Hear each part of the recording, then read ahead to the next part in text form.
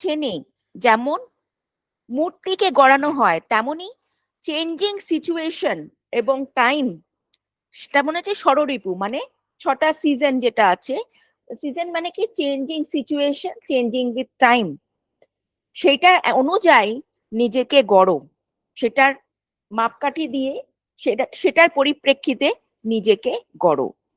বৃথা রাগ করো না, দুজনে চটে গেলে একজন প্রথমে চুপ করবে। যদি দেখো পরের জন চুপ করছে না, আগে তুমি চুপ করে যাও। ভালো ব্যবহার করবে, কাউকে চটাবে না, সবার সাথে ভালো সম্পর্ক রেখে চলবে। সুস্থ সময়ে প্রত্যেকের ভুল সংশোধন করবে। ভুল সংশোধন করার একটা সুস্থ সময় খুঁজে নিতে হবে, যে দুজনেই শান্ত, তখনই তুমি কারোর ভুলটা তুমি অ্যাজ আ বন্ধু হিসেবে তুমি তাকে ভুলটা সংশোধন করবে। কে কি বললো তার জন্য মাথা ঘামিও না, না জেনে ও না বুঝে চটে যেও না, একটু হজম করতে চেষ্টা করো। বলছে যে আগেই চটে যেও না, আগে হজম করো, আগে ব্যাপারটা বুঝে নাও, তারপরে তুমি কথা বলো। তোমায় ডাকেনি বলে রাগ করো না, অবস্থার প্রয়োজনে তা হতে পারে। কোনো ক্লাস হচ্ছে কিংবা কিছু হচ্ছে, আমাদেরকে ডাকলো না, তাই জন্য বলছে রাগ করো না, অবস্থার প্রয়োজনে, হয়তো ছোট ঘর কিংবা কিছু হতে পারে, প্রয়োজনে তা হতে পারে। পরকে আপন করা প্রতিভাশালীর লক্ষণ। খুব ট্যালেন্টেড যে হয়, সে কিন্তু অনেক লোককে একসাথে আপন করে নিতে পারে। তুমি সবারই শান্তি আনবে, সবার মনে তুমি শান্তি এনে কথা বলবে। তোমার প্রেমে তুমি যখন হবে মুগ্ধ, তুমি তখন তোমাকে জানবে, সাধনা সেখানেই গিয়ে দাঁড়াবে। আগে আমাদের নিজেকে জানতে হবে, নিজেকে জানা মানে ঈশ্বর জ্ঞান প্রাপ্ত হওয়া।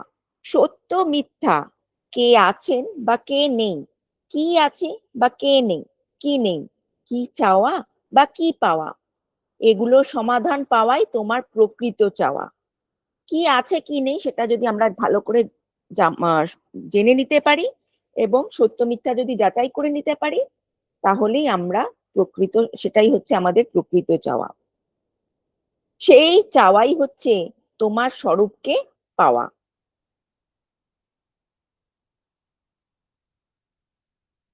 আচ্ছা, তারপরে বলছে দায়িত্বশীলতা। এখানে যাদের হস্তে যতটুকু দায়িত্ব রয়েছে, তারা যেন কোনো কিছুর বশীভূত হয়ে ভুল করে তা অপব্যয় না করে। কাউকে কোনো পাওয়ার কিংবা ক্ষমতা দেওয়া হলে আগে দেখতে হবে কারোর কিছু বশে, বা কোনো ফেমাস হওয়া কিংবা টাকা পয়সা কিংবা কোনো কিছুর বশে, কিংবা ফ্যামিলি প্রেশার, কোনো কিছুর বশে বশীভূত হয়ে ভুল করে সেটাকে অপব্যয় করো না। তোমরা সে বশেরই বশীভূত হবে, যে বশকে বশে আনলে বশ চলবে তোমার বশে। বলছে তোমরা এমনই বশ বশের বশীভূত হবে, হুম, এমনই কিছু ক্যারেক্টারিস্টিক্স এবং এমন কিছু ট্যালেন্ট তোমার মধ্যে ইনকালকেট করতে হবে, যে ট্যালেন্ট গুলো যদি তোমার মধ্যে থাকে, যতই বশ থাকে না কেন, সব বশ চলবে তোমার আন্ডারে, সব বশ করা চলবে তোমার বশে, তোমার কন্ট্রোলে। অসাবধানতা ও অন্যমনস্কতার বশে চলে যারা, মুহূর্তে বিপদ ঘটাতে পারে তারা। ওদের কবলে পড়বে না কিন্তু তোমরা। বলছে প্রতিটা কাজ করার সময় সাবধানতা, হড়বড় না করে সাবধানভাবে যাচাই করে করাটা বেটার। যেমন কোন স্পেলিং মিস্টেক, এটা কি আদৌ স্পেলিং মিস্টেক, নাকি ও টাইপোগ্রাফিক্যাল এরর, নাকি ও ভুল করে লিখেছে, সেটা তাকে জিজ্ঞেস করে তারপরে কাজ করা। সেখানেই বিপদগুলো কোলাকুলি করে অট্টহাস্যে। বলছে যেখানে অসাবধানতা এবং অন্যমনস্কতা, সেখানেই বিপদগুলো কোলাকুলি করে অট্টহাস্যে। জায়গা বিশেষে সাড়া দিয়ে চলবে, বস্তু বিশেষের গুরু লঘু বুঝে চলবে। কেউ একটা দৌড়ে দৌড়ে আসছে, হঠাৎ করে তুমি রাস্তাটা ক্রস করছো, তাহলে কিন্তু ধাক্কাধাক্কি হয়ে যাবে। একজন যেমন বড় পাত্রে করে গরম জল বা দুধ নিয়ে আসছে, অসতর্ক মানে অসতর্ক ভাবে সে গরম জল বা দুধ নিয়ে আসছে, এদিক থেকে আর একজন অমনোযোগী আসছেন ধেয়ে, হ্যাঁ, সে অন্য দিকে তাকিয়ে তার পিছনে কি আছে হয়তো সেটা দেখতে দেখতে আসছে, ধাক্কা খেলেন বাচ্চা কোলে করে। আপনাদের এই ফলই ফলে কি হয়, আমরা বাচ্চা কোলে একটু দৌড়ে একটা কোনো কাজ করতে যাচ্ছি, কাজটা সেরে ফেলে, কাজের তাড়াতে অ্যাক্সিডেন্ট হয়ে যায়। সতর্কে যদি নিজের বশে না আনো, তাহলে কিন্তু এইরকম ধরনের ফলই ফলে। দায়িত্বপূর্ণ কাজগুলো আগে সেরে নেবে। যখন কেউ তোমাকে কোনো দায়িত্বপূর্ণ একটা কাজ দেবে, তক্ষুনি সেটাকে আগে আমরা কি করি, এটা মোবাইলের একটা নোটপ্যাডে, মোবাইলের যে নোটপ্যাডে সেখানে লিখে নিই, কিংবা আমাদের ছোট ট্যাগ গুলো হয়, যেগুলো ইয়েলো ট্যাগস গুলো হয়, সেখানে লিখে নিই। এগুলো আমাদের ক্যালেন্ডারে লিখে নিই যে এই কাজগুলো আমাদের ইম্পর্টেন্স দিতে হবে, যাতে আমরা কোনো কাজ ফেলে না রাখি। একটা কাজ করতে গিয়ে যদি বোঝো সেটা তোমার দ্বারা হয়ে উঠছে না, শত প্রচেষ্টা সত্ত্বেও কে কি বলবে তা না ভেবে তখনই সে কাজে যাতে সুবন্দোবস্ত হয় তার ব্যবস্থা করবে। বলছে যে ধরো তোমাকে কেউ একটা কাজ দিয়েছে, কিন্তু সেই কাজটা তোমার করতে অনেকটা সময় লাগবে কিংবা অনেকটা চিন্তা করতে হবে, কিন্তু তুমি জানো যে তোমারই এক বান্ধবী কিংবা বন্ধু সেই কাজটা খুব গুছিয়ে খুব তাড়াতাড়ি এবং খুব বুদ্ধি দিয়ে করে ফেলতে পারবে। তখন কিন্তু তোমার মান অপমান সেগুলো কিন্তু তুমি চিন্তা করবে না। হুম, সেই কাজটা যাতে সুন্দরভাবে হয় তার ব্যবস্থা করবে। তখন তোমার শেখাটা শেখাটা দরকার না, শিখতে পারো তুমি পারো, কিন্তু কাজটাকে আগে এগোতে হবে। মান অপমান ত্যাগ করে তার বন্দোবস্ত সুবন্দোবস্ত করবে। মহত্বের বিকাশ সেখানেই হয়, মানে তুমি কতটা বড় মনের সেটারই পরিচয় তখন পাওয়া যায়। কাজের ভার দিয়ে নিশ্চিন্ত থেকো না। আমি কাউকে একটা কাজ অ্যাসাইন করলাম, ডেলিগেট করলাম, সেই কাজটা যাকে আমি দিয়েছি সে ঢিলামি করছে, তখন কিন্তু তাকে তাড়া দিতে হবে, নয়তো অন্য কাউকে অ্যাসাইন করতে হবে, নয়তো সেটাকে ডিভাইড করে দিতে হবে।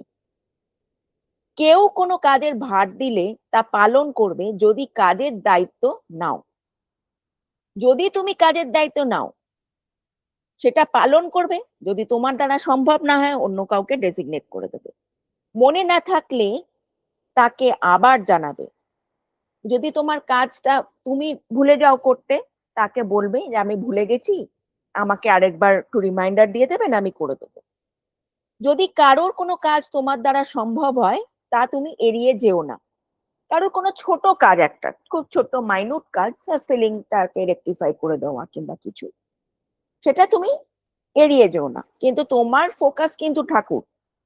সাংসারিক কাজে চলতে গেলে আমরা অনেক কাজই আহ, ঘাড়ে নিয়ে নিই, কিন্তু ওই বললো না, চাল চাল আনতে গিয়ে যদি চালটা পড়ে যায় আর আর চালের সাথে যদি তুমি আমও নাও, ঠাকুর যে বললো না, বিলাবের ঠাকুর চাল আনতে দিয়েছে, চালের সাথে তুমি কটা আমও নিয়ে এলে, যদি তুমি দুটোকেই একসাথে নিয়ে আসতে পারো, চালও পড়লো না আমও পড়লো না, ভালো, কিন্তু যদি চাল আনতে গিয়ে তুমি আম আনলে, আমের বদলে চালটা পড়লো, তখন কিন্তু সেটা ত্রুটি হবে।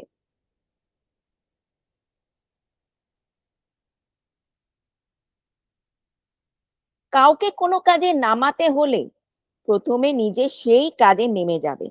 মানে আগে আমাকে দেখে নিতে হবে একটা কাজ আমি আমাদের ধরো মাসিকে দিয়েছি, তো তুমি এইটা কাজ করবে, সেই কাজটা করতে এটা একটা জিনিস পরিষ্কার হচ্ছে না, ধরো সেই কাজটা কি সত্যিই পরিষ্কার হয়, একটু জায়গা পরিষ্কার করে ওকে দেখিয়ে দিতে হবে যে হ্যাঁ এটা পরিষ্কার হয়, এবং নিজে আগে করে সেই কাজটা দেখে নেবে কতটা টাইম লাগছে এবং আদেও হয় কিনা, তাহলে কিভাবে কাজটা সুষ্ঠুভাবে হয়ে যাবে। এমন কোনো কাজ করবে না যাতে অন্যের অসুবিধার কারণ হয়ে পড়ে। মানে তুমি একটা কাজ করলে, কিন্তু সেই কাজটা করলে কি হয়, অন্য কেউ ধরো আরো ভালো কিছু একটা কাজ করতে যাচ্ছে, সেই আরো ভালো কাজটা বানচাল হয়ে গেল। সেই জন্য আমাদের খুব প্রায়োরিটি করে চলতে হবে। হালকা বাহাদুরি নেওয়ার জন্য কোনো কাজ করবে না, জাস্ট ফর দ্য সেক নাম কেনার জন্য কোনো কাজ করবে না। যদি বোঝো একটু কাজ করলে অন্যের উপকার হয় তাই করবে। যদি মনে করো যে একটু কাজ করে দিই তাহলে অন্যের উপকার হয়, যেন কোনো আমাদের বাড়িতে অনেকে পরিচারিকা আছে, তাদের তার পাসপোর্টটা হচ্ছে না, তার একটু যদি সুবিধা করে পাসপোর্টটা অ্যাপ্লাই করে দেওয়া যায়, কিংবা তাদের যদি কোনো একটা কিছু দেওয়া যায় তার দরকারের সময়, মেয়ের বিয়ে কিংবা কিছু হলে, তাহলে তো একটুখানি উপকার করা যেতে পারে। পরের উপকার এই থাকবে জীবনপণ, তবেই হবে নিজেকে গড়া। মানে তোমার জীবনের পণ হবে উপকার করা, কিন্তু সবার আগে নিজের উপকারও নিজে করবে। নিজের উপকার মানে যাতে তুমি ঠাকুরকে বোঝো, সেই উপকারটা আগে করবে, তারপরে পরের উপকার করবে। আগে নিজের ভেতরে তো ঠাকুর বলেছেন না, অনেক কিছু গ্ল্যান্ডস আছে, অনেক রকম সেলস আছে, যারা আহ, চায় মুক্ত হতে, মুক্তি খোঁজে। তো আগে সেটাও বুঝে নিতে হবে, তারপরে তুমি লোকজনের কথা ভাববে। অবশ্যই ভাববে, আগে নিজের কথাটাও ভাববে। নিজের স্বার্থ ত্যাগ করে সব গুছাতে চেষ্টা করবে। নিজের কোনো পার্থিব স্বার্থ যদি থাকে সেটাকে আগে ত্যাগ করবে, ত্যাগই তাকেই বলে। পার্থিব উৎকট মায়াকে ত্যাগ করা, সব গোছাতে চেষ্টা, উৎকট মায়াকে ত্যাগ করে সব গোছাতে চেষ্টা করবে। মন ও অবস্থা না বুঝে হঠাৎ কাউকে কাজের আদেশ দেবে না। কেউ আমাদের আন্ডারে কাজ করছে, হয়তো হঠাৎ সেদিন তার বাড়িতে কোনো আত্মীয় স্বজন মারা গেছে, তার মনটা ভালো নেই, তার মনে সেই মনে যদি কাজ করে, প্রচুর ভুল হবে, ত্রুটি হবে কাজে। আগে বুঝে নেবে তুমি মেন্টালি সাউন্ড তো, কোনো অসুবিধা নেই তো। সবার দুঃখকে আপন করে নিয়ে কাজ করো, তাহলেই সে কাজ সুন্দর হবে। সবার দুঃখটাকে জানবে, কে কি প্রবলেম ফেস করছে, সেটা যদি আগে জেনে নাও, তারপরে যদি তুমি কাজটাকে প্ল্যান করো, তাহলে কিন্তু কাজটা খুব সুন্দর হয়। বুদ্ধির দ্বারা সব গুছাবে, আগে নিজের যে বিবেক বুদ্ধি আছে সেটা দিয়েই তুমি সব কাজ গুছাবে। প্রত্যেকটি কাজ করার আগে ভালো মন্দ সব দিকে বিবেচনা করে নিও। কোনো ভীতিপূর্ণ কাজে কাউকে নামাবে না, নিজের কার্য হাসিল করার জন্য অন্যের ক্ষতি তা করবে না। হ্যাঁ, ধরো রাত্রিবেলা বললে কাউকে যে আচ্ছা তুই একটা কাজ কর, তুই শ্মশানে গিয়ে এই জিনিসটা নিয়ে, সে নিজেই ভয় পাচ্ছে, কিন্তু নিজের স্বার্থের জন্য একটা কোনো কাজ তাকে আহ মানে তাকে সেই কাজটা দেবে না। অনুরোধ রক্ষা করলে কারোর ক্ষতি হতে পারে এমন কার্য করবে না। কারুর একটা অনুরোধ তুমি রক্ষা করলে, কিন্তু তার পিছনে আমাদের তো দিব্য দৃষ্টি নেই, আমাদের সেই অন্তর্যামিত্ব নেই, কার তার পিছনে কি তার মতলব আছে সেটা তো আমরা জানি না। সে যে তুমি তার অনুরোধটা রক্ষা করলে, কিন্তু সেটা আগে তাকে জিজ্ঞাসা করে রাখতে হবে কাজটা করার জন্য, তুমি কেন এটা আমাকে দিয়ে করাতে চাইছো, কিংবা তুমি এটা কেন আমাকে অনুরোধ করছো, তোমার কি, সেটা জিজ্ঞেস করে নিতে হবে।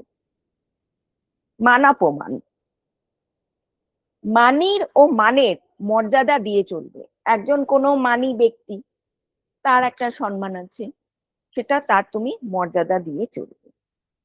কাউকে নতুন কিছু শেখাতে ও জানাতে গিয়ে হঠাৎ কিছু প্রথমে বললে চটে যেতে পারে। সেক্ষেত্রে মনে রেখো, তোমার নীরব কর্মদক্ষতা হবে জানাবার অব্যর্থ যন্ত্র বিশেষ। ধরো কেউ খুব বড় পোস্টে কেউ আছে, কিন্তু তার দ্বারা কিছু আহ ভুল ত্রুটি হচ্ছে, তুমি সেটা দেখতে পাচ্ছ, প্রথমে তাকে বলবে না। সেক্ষেত্রে মনে রেখো, তোমার নীরব, তুমি তোমার কর্মদক্ষতা দিয়ে তুমি তা সেটা প্রমাণ করবে যে উম মানে তুমি সেটা জন্য কম্পিটেন্ট এবং তোমাকে সে রিলাই করতে পারে। কারণ তুমি যদি ডাইরেক্টলি তার কিছু বলো, তার একটা মান অপমান আছে, সে চটে যেতে পারে। সেই জন্য আগে ব্যালেন্স করে চলতে হবে। যে বিষয়ে কেউ অপমানিত হতে পারে সে বিষয়ে কোনো কথা জিজ্ঞাসা করবে না, তার কোনো ফ্যামিলি হিস্ট্রি কিংবা কিছু, ধরো কারো কিছু আছে, সেটা দিয়ে সে অপমানিত হতে পারে, সে বিষয়ে তুমি কিছু ডাইরেক্টলি খুঁজিও না। অযথা মান সম্মান রক্ষা করতে গিয়ে নিজের ক্ষতি ডেকে আনবে না। কারুর মানে কাউকে সন্তুষ্ট করতে গিয়ে, কারুর একটু অনুরোধ রাখতে গিয়ে তুমি নিজের ক্ষতি কিন্তু ডেকে আনবে না। আগে তুমি বুঝে নেবে সেটা।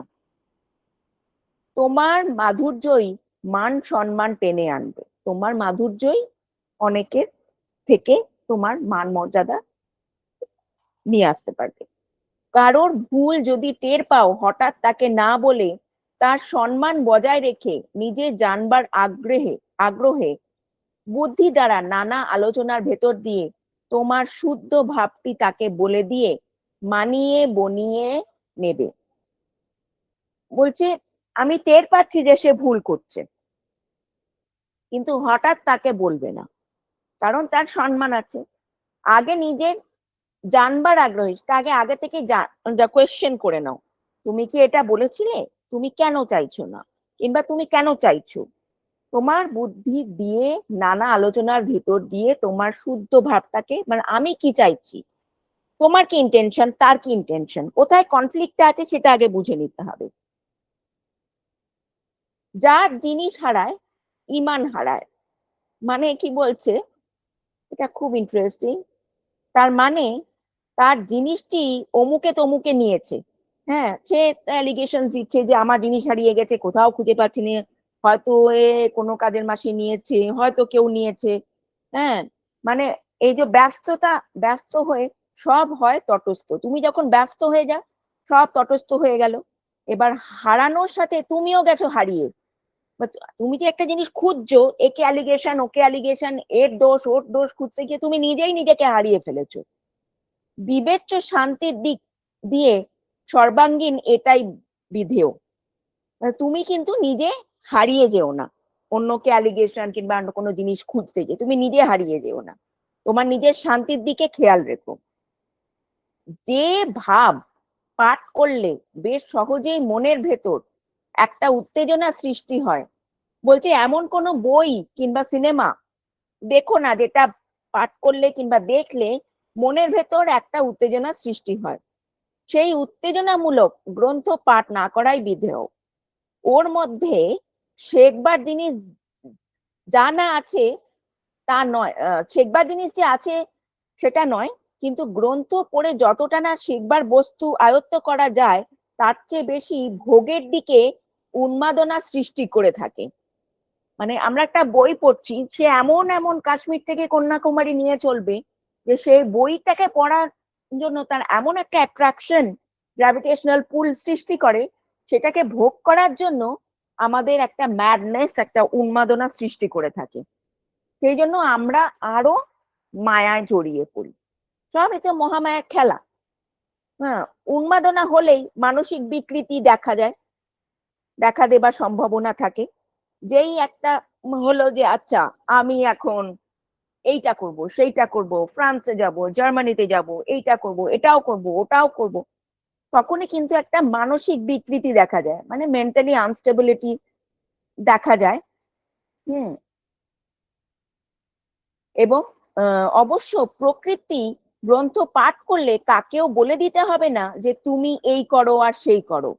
প্রকৃতির গ্রন্থ যখন পাঠ করবে, সেটা তোমার ক্যারেক্টারকে রিফাইন করবে, আপনি সাবধানী সংকেত শুনতে পাবে। প্রকৃতির গ্রন্থ যখন তুমি পাঠ করবে, যদি তুমি নেচারকে ফলো করো, তখন দেখবে তোমার কানে সাবধান সংকেত সবসময় তুমি পাবে, যে তুমি কিন্তু ধীরে ধীরে দেখে দেখে চলো। হ্যাঁ, এবং সতর্ক হয়ে চলো। যাকে পাঠ করলে সব পাঠই হয়ে যায়, সে পাঠে তোমরা হও মনোযোগী। সেই পাঠটাই তোমরা মন মন দিয়ে পড়ো। যেমন ঠাকুরকে স্মরণ করো, ঠাকুরের বই পাঠ করো, নেচারকে ফলো করো। প্রকৃতি তো ঠাকুর, আমার ঠাকুরই প্রকৃতি, এরকম বলে। তো তোমরাই হও মনোযোগী। এখানে অশান্তির কারণ সাধারণত তিনটে: কাঞ্চন, যশ ও কাম। হ্যাঁ, যশের পাল্লায় করে পড়ে কি হয়, আমরা 1 টাকার পিছনে ছুটি, আর কি হয় 1 লক্ষ টাকা ওই দিক দিয়ে বেরিয়ে যায়। ওদেরও বিষ দাঁত যায় ভেঙে, যদি তোমার হুঁশ সবসময় মাত্রা মাফিক চলে। মানে কখনো খুব সতর্ক এবং টনটনে জ্ঞান থাকবে, এই যে বলে বিলাবিট ঠাকুর, টনটনে জ্ঞানটা থাকবে। যদি তুমি খুব সতর্ক হয়ে চলো তাহলে কিন্তু এইসব মায়া তুমি জড়িয়ে পড়বে না। মস্তিষ্কবান ব্যক্তিদের সাহায্য করবে, যাদের বুদ্ধিশুদ্ধি ভালো, ভালোর দিকে কোনো সুকর্ম কিংবা খুব কোনো খুব সবার হিত হিত চাইছে, পরোপকারী, সেই কাজে তুমি সাহায্য করবে, তাতে তুমিও লাভবান হবে। যারা ভবঘুরে তাদের ঘরে, যাদের ঘরে মন বসবার তাদের ঘরে মন বসাবার চেষ্টা করবে, তোমার সে চেষ্টাতে সমাজ শৃঙ্খলারই সুর বাজবে। ভবঘুরে মানে ভ্যাগাবন্ডিশ টাইপ অফ লাইফ লিড করে, এখানে যাচ্ছে ওখানে যাচ্ছে, বন জঙ্গল এখানে ওখানে, কোনো জায়গায় স্থির ভাবে বসতে পারছে না। জানো তো এখানে অন্তর্যামিত্বের অভাব, এটা একদম ঠিক কথা। এখানে আমরা কেউ কার ব্যাকগ্রাউন্ডে কার কি রিলেশন কিছুই বুঝতে পারি না, সেই জন্য চলাফেরা হুঁশিয়ার ভাবেই করতে হবে। প্রত্যেকেই প্রত্যেকের খোরাক, বলছে এখানে সবাই সবার খোরাক, ও বললো সেই নিয়ে মন চারিদিকে আমাদের ব্যয় হয়ে যাচ্ছে এবং চারিদিকে ছিটিয়ে আছে। তা প্রতি মুহূর্তে ভেবো, তবে আর কোনো গোল থাকবে না। এটা কিন্তু জেনে নেবে যে সবাই সবার খোরাক, সেইটা নিয়ে কারোর প্রতি কোনো দুঃখ কষ্ট কিংবা কারোর প্রতি রাগ কিছুই থাকবে না। সংসারটি একটি দাবার ছক, চালে যাতে না পড়ো ভাববে আগে, কোন চাল চাললে কোথায় ফেসে যাবে সেটা আগে ভেবে নেবে। বহুর মধ্যে সরলতাকে স্থাপন করবে, নিজের ত্রুটিকে অকপটে স্বীকার করবে, অপরের ত্রুটিকে সরল উদারতা হতে চ্যুত না হওয়াই গুণীর লক্ষণ। না বুঝলে বারবার জিজ্ঞেস করবে, তুমি সব সময় খেয়াল রাখবে তোমার হাতে কেউ যেন আঘাত না পায়। সম্বল বুঝে বাইরের চাল, মানে তোমার কতটা মানে ঢাল তলোয়ার নেই, নিধিরাম সর্দার হলো না, তোমার কি ব্যাকআপ আছে, রিসোর্সেস কি আছে সেই বুঝে তুমি চাল চালবে, মানে বাইরের চাল চালবে, বা সেই অনুযায়ী তুমি তোমার কাজ করবে। মাত্রা ছাড়িয়ে চললে বিপদের সম্ভাবনা, সবকিছুই লিমিটের মধ্যে থাকো, সবকিছু একটা লিমিটের মধ্যে থেকে কাজ করবে, বেশি আবেগ কিংবা বেশি কিছুই দেখাবে না। শিখে নেওয়ার নম্র অথচ বলিষ্ঠ বৃত্তি সব সময় রাখবে, কোনো কিছু জানার ইচ্ছা, শিখে নেওয়ার ইচ্ছা, সেটা নম্র থাকবে কিন্তু সেটা খুব বলিষ্ঠও থাকবে। এবারে আমি পড়ছি, এক মিনিট।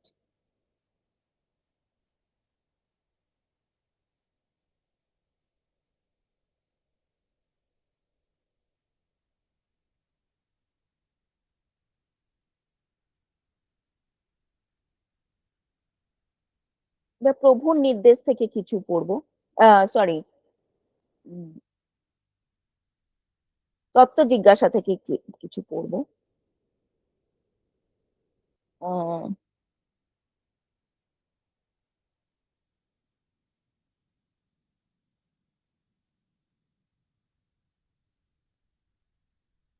হ্যাঁ,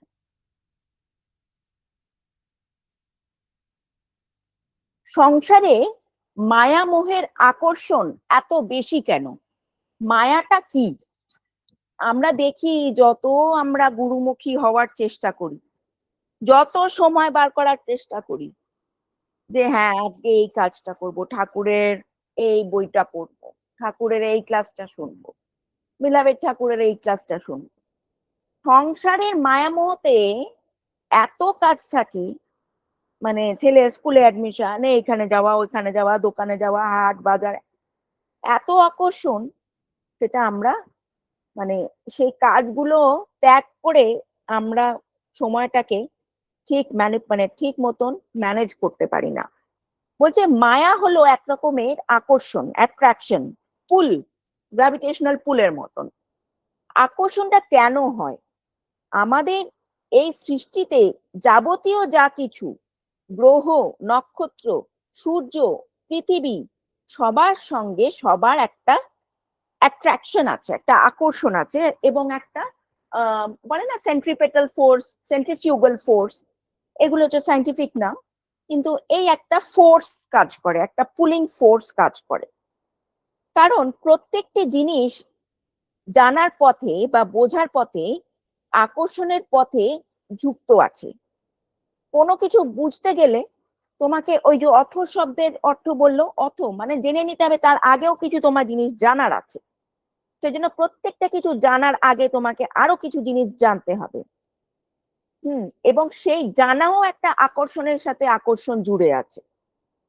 সন্তানের উপর যদি আকর্ষণ না থাকতো তবে সন্তান মানুষ হতো না। কেন? কেন আকর্ষণটা আছে সেটাকে একটা ধরে রাখার জন্য। কোনো কিছুকে টেনে রাখলে সে তোমার হাতের নাগাল থেকে বেরিয়ে যাবে না, তুমি তার কন্ট্রোলে যাতে থাকতে পারো, কারণ যাতে ছেলেকে মানুষ করতে পারো, সেটা এক্সাম্পল দিচ্ছি। আকর্ষণ আছে বলেই এগিয়ে যাচ্ছ। এই যে একটা আকর্ষণের এই অ্যাট্রাকশন, যখনই একটা সেন্ট্রিপেটাল ফোর্স, যেটা সেন্ট্রিপেটালটা কি মানে টুয়ার্ডস ইয়োরসেলফ আকর্ষণ চলছে, তখনই কিন্তু ওটা একটা রিপেলিং ফোর্স, যেটাকে বলে সেন্ট্রিফিউগাল ফোর্স, সেটা কিন্তু সেই সেন্ট্রিপেটাল ফোর্সের উল্টো দিকে কাজ করবে। মানে এই যে একটা ঠাকুরের আলাপে পড়েছে, তুমি যতই ধরো দুজন তুমি প্রভুকে খুব ভালোবাসো, তুমি যতই প্রভুর থেকে যত দূরে থাকবে, তুমি দেখবে তোমার আকর্ষণটা আরো বেশি গভীর হয়ে যাচ্ছে। সেটা বলছে যে এটাও একটা, তুমি যত সরাবার চেষ্টা করবে, তোমারই একটা মিরর ইমেজ যেন ওইখানে সৃষ্টি হয়ে যাচ্ছে, তোমারই একটা এন্টিটি যেন ওইখানে আজই তুমি ওইখানে পৌঁছে গেছো। সেই জন্য বলছে আকর্ষণের পথে সবাই যুক্ত আছে, আকর্ষণ আছে বলেই সবাই এগিয়ে চলেছে। এই আকর্ষণের ভিন্ন নাম দিয়েছে, কোনোটাকে বলছি মায়া, কোনোটাকে বলছি প্রেম, কেউ বলছে ভালোবাসা, যোগাযোগ, ভিন্ন ভিন্ন নামে এটা পরিচিত। এই আকর্ষণটি আছে বলেই সত্যিকারের সুর খুঁজে পাওয়া যায়। স্বামী স্ত্রী ছেলে মেয়ে, এই যে সংসারের আকর্ষণ, এটা না থাকলে সংসার ছন্নছাড়া হয়ে যেত। কেউ যদি সঠিক টাইমে বাড়ি না ঢোকে, কেউ সংসারের কাজ করতেন, তাতে সংসারটা ছন্নছাড়া হয়ে যেত।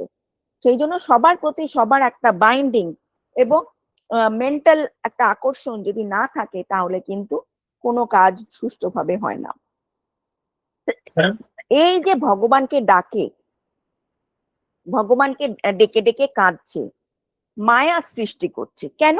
ভগবানকে আমরা আমাদের মায়া দিয়ে আমরা জড়িয়ে রেখেছি, ঠাকুরকে, বাবা ঠাকুরকে আমরা জড়িয়ে রেখেছি যাতে সে পৃথিবীর বাইরে না যায়, মানে আমাদের হাতের নাগাল ছেড়ে যেন না চলে যায়।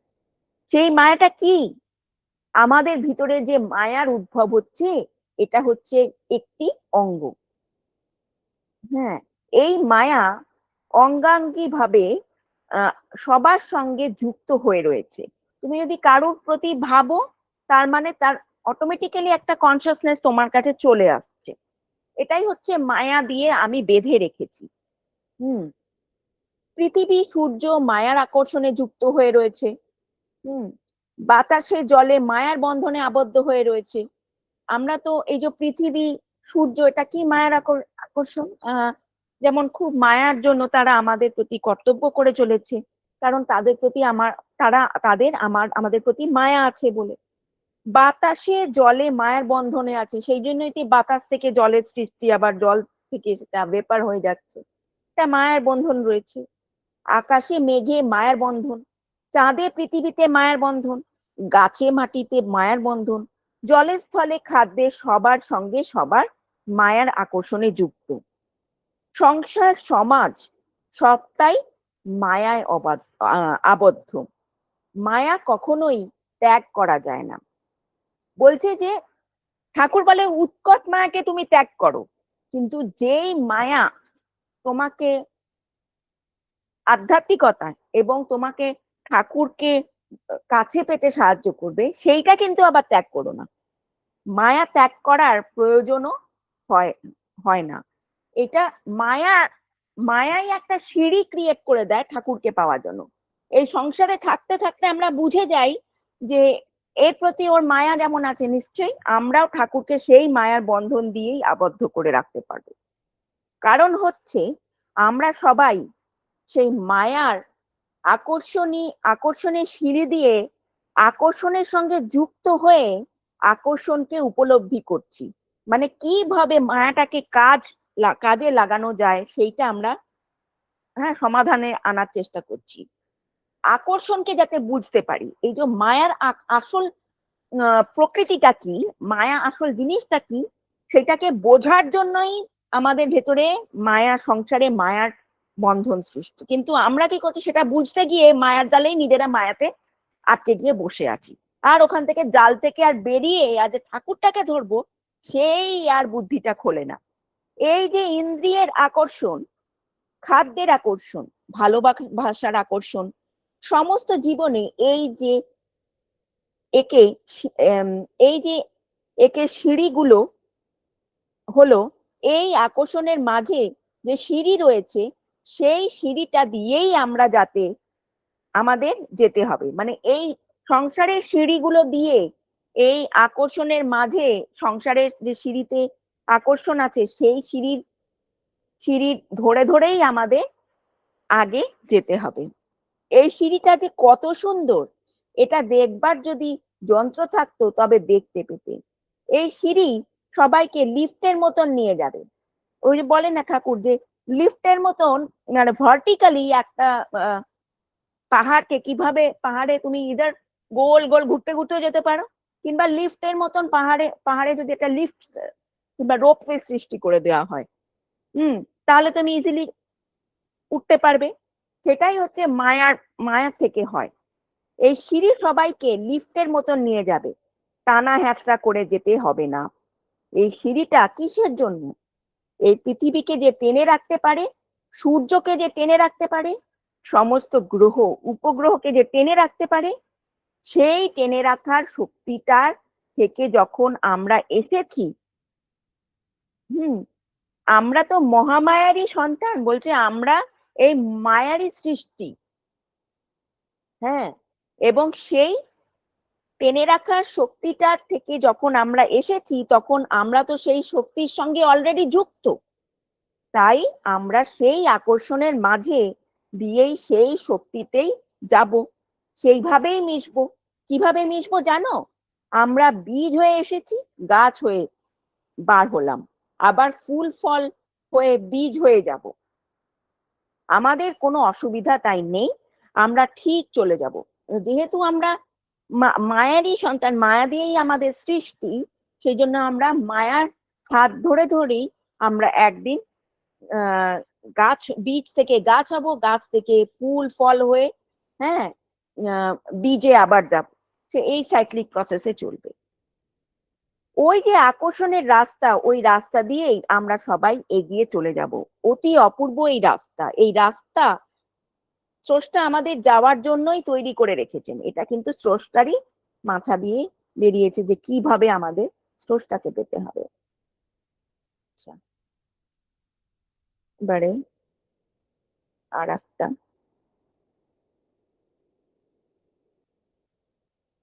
শেয়ার করছি।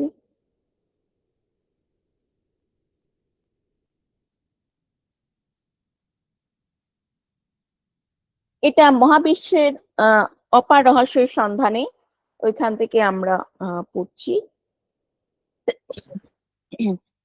মৃত্যুর পর কি জীবন আছে? মৃত্যুর পর কি আছে কি নেই তা নিয়ে বহু শাস্ত্র গ্রন্থ রচিত হয়েছে।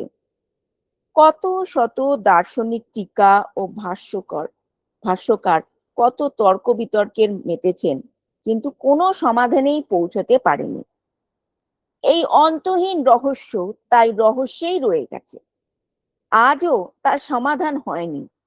কিন্তু ঘুমিয়ে থেকেও আমরা যে স্বপ্ন দেখি, তার ভিতর দিয়ে প্রকৃতি বুঝিয়ে দিচ্ছে যে মৃত্যুর পরও কিছু না কিছু আছে।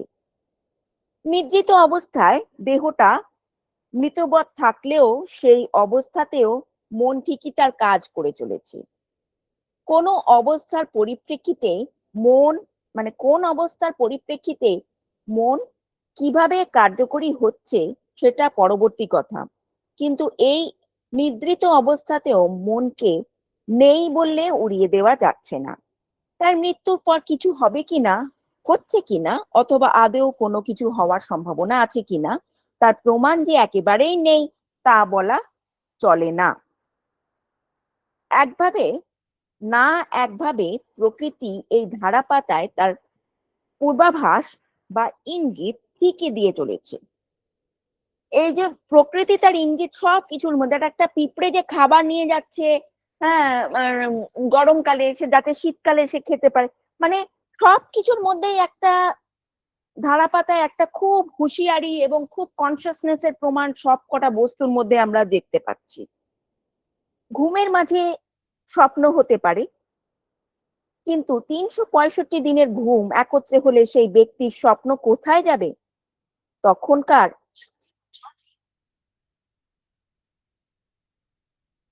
তখনকার যে ঘুম মৃত্যুর নামে যে অভিহিত, সেই ঘুমে যে স্বপ্ন হবে সেটা কেমন হবে?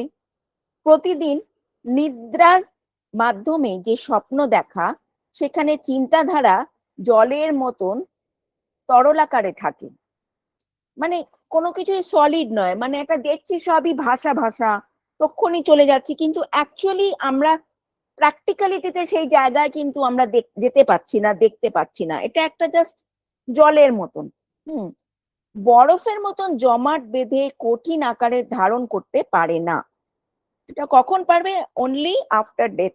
তখনই তোমার ৩৬৫ দিনের ঘুম তো সলিডিফাই হয়ে যাবে, কনসিয়াস তখন, চেতনাটা যখন একদম গাঁট বেঁধে যাবে, তখন আমরা কিন্তু চারিপাশে কি হচ্ছে সেটাই দেখতে পাবো। তাই তার কোনো সঙ্গবদ্ধ রূপ আমরা দেখতে পাই না। স্বপ্নের মাধ্যমে যেসব ঘটনা দেখতে পাই তা বেশিরভাগ ক্ষেত্রেই খুব ছিন্ন ভিন্ন, মানে আমাদের আগের জন্মে কিছু একটা ইনসিডেন্ট ঘটেছিল সেইটা আমরা দেখছি, 10 বছর আগে কিছু একটা ইনসিডেন্ট ঘটেছিল সেইটা একটা দেখছি, পার্ট পার্ট, মানে কোনো কিছুই ফর্মে নেই, একটা একটা বিচ্ছিরি, এটা চিহ্ন ছাড়া একটা ভাব। অনেক সময় তার মধ্যে কোনো যোগসূত্র খুঁজে পাওয়া যায় না, কিন্তু ৩৬৫ দিনের ঘুম একত্রে হয়ে যখন স্বপ্নটা বেরিয়ে আসে, তখন কিন্তু আমরা আমাদের জীবনের কি কি কাজ করেছি, আগের জন্মে কি কি কাজ করেছি সব দেখতে পাবো। তখন কি হয় জানো? উত্তাপ যখন 0 ডিগ্রিতে নেমে যায়, তখন ঘাসে, পাতায়, নদীতে, পুকুরে যেখানে যত জল আছে সব জল জমাট বেঁধে বরফ আকারে পরিণত হয়। এটাই বলছে যে যখন এই যে ঘুমটা, মানে আমাদের চেতনাটা আরো কনসিয়াস এবং আরো পাকা হয়ে যাবে, তেমনি মৃত্যুর পরও যে স্বপ্নে সেখানে সে ব্যক্তি নিজেই তার দেহটা দেখতে পাচ্ছে, কিন্তু সেখানে আর ঢুকতে পারছে না। ঘুমের মাঝে যেটা তরলাকারে ছিল, মৃত্যু সেটাই কঠিন হয়ে গেল। এখনো আমরা কত কি স্বপ্ন দেখছি, কিন্তু সেটা জমাট বাঁধতে পারছে না বলে জীবনটা সাড়া পাচ্ছে না। ৩৬৫ দিনের সাড়া যেদিন একদিনে দিতে পারবে, সেই দিনই তা কঠিন হয়ে যাবে। ৩৬৫ দিনের ঘুমকে একত্রে করে যদি নিদ্রিত হও, তাহলে তো মৃত্যু হয়েই গেল। সেই নিদ্রিত মৃত অবস্থায় যে স্বপ্ন, সেটাই কঠিন হয়ে যাবে। দেহের ভিতর তখন আর ঢুকতে পারবে না। মৃত্যুর পর সেই কঠিন অবস্থা নিয়ে থাকতে হবে। মৃত্যুর পরও যে কিছু আছে, এটাই তার জাজ্বল্যমান প্রমাণ। সাধনা কি? আমরা কার সাধনা করব? শ্রী শ্রী ঠাকুর বলছেন, প্রতি জীবের মাঝেই অনন্ত শক্তি বিরাজ করছে, তাই নিজেকে জানলেই, নিজেকে বুঝলেই বিশ্ব রহস্যে জ্ঞাতে আসবে। আগে নিজেকে জানো, তাহলে তুমি বিশ্বর সবকিছু কিরকম মেকানিজমে চলছে এটা তোমার দেহের মধ্যে থেকেই তুমি নিজেকেই বুঝতে পারবে। মানে যা আছে বিশ্ব ভাণ্ডে, মানে যা আছে গ্রহ নক্ষত্র বিশ্ব ভাণ্ডারে, সেটাই আছে তোমার দেহ ভাণ্ডে। হম, এর জন্যই তো সৃষ্টি সভা। বিরাটের যে বিরাট শক্তি সবার মাঝে রয়েছে সহজাত, সেই শক্তিকে জাগাবার জন্যই তো সৃষ্টি। হম, এই মানে এই যে এত পপুলেশন বাড়ছে, এত সৃষ্টির পর সৃষ্টি হয়েছে চলছে, সেটা কিন্তু আহ মানে স্রষ্টাকে জানার জন্য। কিন্তু কি হচ্ছে, যত সৃষ্টি হচ্ছে, সৃষ্টির মধ্যে সৃষ্টি, মায়ার মধ্যে মায়া জড়িয়ে এমন একটা জটলা পেঁচিয়ে যাচ্ছে যে স্রষ্টার সাথে ডিস্টেন্স সৃষ্টির আরো বেশি বেড়ে চলেছে। ধরতে আর পারছে না। এই বিশ্বরূপ যে তোমার আমার স্বরূপ, এই বোধকে ঠিক ঠিক বোধগম্য করতে হবে। তার জন্য যার যার বিবেকের সাথেই হাত মিলিয়ে চলতে হবে। অযথা সিদ্ধি মুক্তি বা নির্বাণ নির্বিকল্পের জন্য তোমরা ভেবো না। যার যার জীবন গ্রন্থই তোমার জীবনে কি কি হচ্ছে, কি ডিসিশন নিচ্ছ, কি আগে ঘটেছে, তুমি আগে কি জেনেছো, কি আগে জানতে চাইছো, সবকিছু জানিয়ে দেবে ভগবান আছেন কি নেই। নিজেই তখন জানবে কে তুমি, কোথা হতে, কিভাবে, কিসের জন্য আগমন এখানে। তাই সাধনা হচ্ছে নিজেকে জানার সাধনা। নিজেকেই তাই তন্ন তন্ন করে বিশ্লেষণ করতে হবে। যার যার দেহযন্ত্রেই সবকিছু জানিয়ে দেবে। বাহ্যেন্দ্রিয়ের মাধ্যমে যার যার দেহ বিনা যন্ত্রে সুরের সাধনা করতে হবে। এইভাবেই হুম জাগবে আত্মবোধ। তুমি নিজেকে একদিন যখন নিজেই বুঝতে পারবে যে তোমার মধ্যে যখন ইগো, ইগো ইগো মানে বলছি না যে টাকা পয়সার ইগো কিংবা আমি মেয়ে। ইগো মানে যে তুমি নিজেই নিজে, তুমি যে আহ ঈশ্বরেরই একটা রূপ, মানে ঈশ্বরেরই রিফ্লেকশন।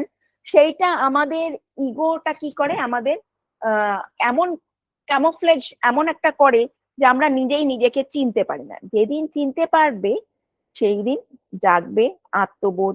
সেই দিন তুমি তোমাকে তোমার মনকে মহাশূন্যের চিন্তায় ব্যস্ত, আহ সেই জন্য তো বলছে বলছে তুমি মনকে মহাশূন্যের চিন্তায় ব্যস্ত রাখো। তুমি যার মতন হতে চাও তারই তো চিন্তা করবে। হ্যাঁ, কারণ তুমি তারই রূপ একটা। তুমি তোমাকে চিনতে পারছো না, বিকজ একটা বড় একটা লেয়ার পড়ে গেছে। দেখবে কি বিরাট ক্ষমতা তোমার, তখন বুঝবে যে একই সত্তা রয়েছে সবার মাঝে। তাই ভগবানকে জানার জন্য ব্যাকুল হতে হবে না। তোমার রূপই সে, যে সব কিছুর রূপ। এই উপলব্ধি হচ্ছে দর্শন বা অনুভূতি। এরই নাম সিদ্ধি মুক্তি। তাই কার পূজা কে করবে?